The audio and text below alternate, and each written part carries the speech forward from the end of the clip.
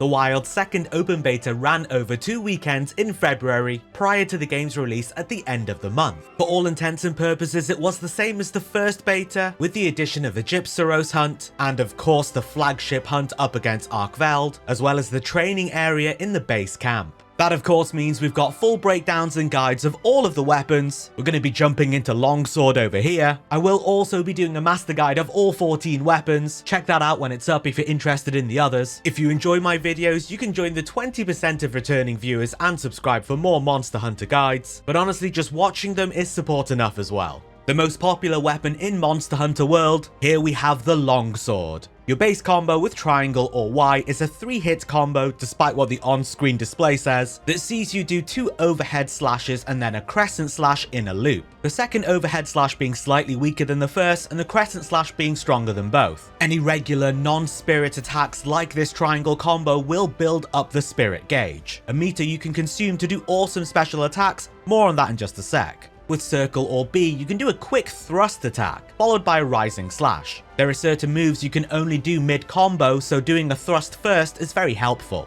There's some modularity between these combos. You can string from the triangle to the circle ones, but really you're mainly using the circle attack to do the quick thrust. Triangle and circle together executes the fade slash, which sees the hunter slashing whilst moving away from the direction that you do the slash in, useful to reposition whilst maintaining attacks. All of these attacks so far have built up our spirit meter, our spirit gauge, which we can expend by using the spirit blade attacks. You'll need enough meter to complete the full combo, which deals a really good amount of damage and finishes with a spirit round slash. Doing this after a fade slash puts you straight into spirit blade 3, allowing you to cut down on the combo. Landing this attack will put you up a spirit gauge level. There's the base level, level 1 white tier, level 2 yellow, level 3 red. The higher your spirit gauge level, the more damage you deal overall, and the more powerful your special attacks will be when you actually execute them. At level 3 red gauge, your regular attack transforms to the crimson slashes. Very quick and powerful combos. It feels like to me these attacks have increased wounding capabilities, but that's just my personal speculation. You can follow up the spirit round slash with a spirit crimson slash, provided you're in level 3 red tier. This is a very strong additional combo input.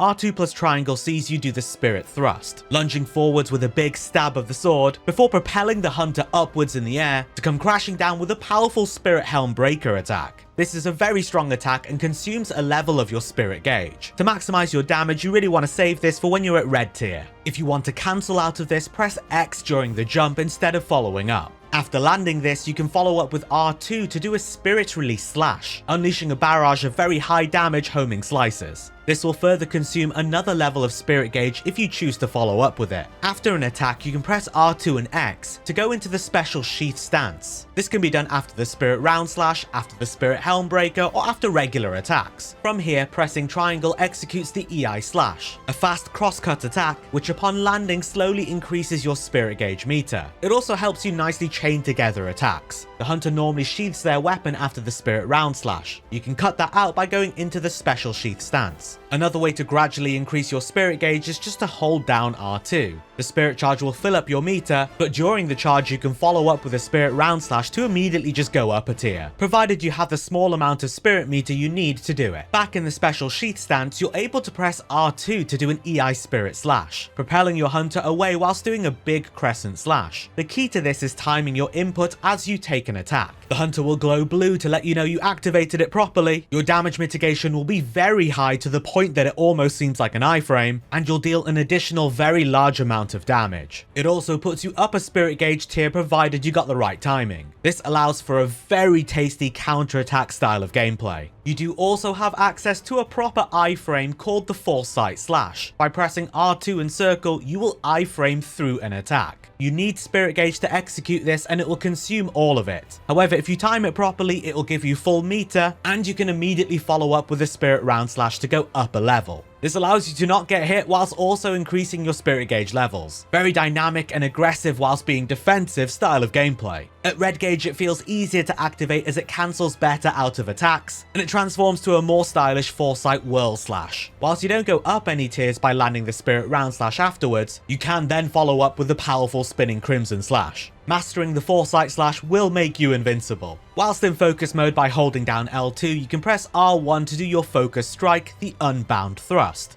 Connecting on a wound with this will see you pop it with a cross slash and automatically put you up a spirit gauge tier. Jumping off a ledge, you can press triangle to do a simple jumping slash, or R2 to do a jumping spirit blade attack, putting you into Spirit Blade 3 on the ground, similar to how Fade Slash does. Remember, the full Spirit Blade combo is very strong, so you don't necessarily want to be cutting it short. And that's everything with the longsword, an absolute beast of a weapon. It was crazy good in World and Rise, and it feels like it's got an even bigger glow up for Wilds. Mastery of it will see you become untouchable whilst dishing out tremendous amounts of damage. The key to it is keeping in mind how modular everything is and chaining all of your different abilities together. Best of luck, and let me know how you get on with it. As mentioned, I'm going to be covering all 14 of the weapons in a master guide and in these individual breakdowns as well. If you're interested in those, keep a lookout for them. Join the 20% of returning viewers and subscribe if you want to catch more of my Monster Hunter videos. But until next time, I'll see you in the Forbidden Lands.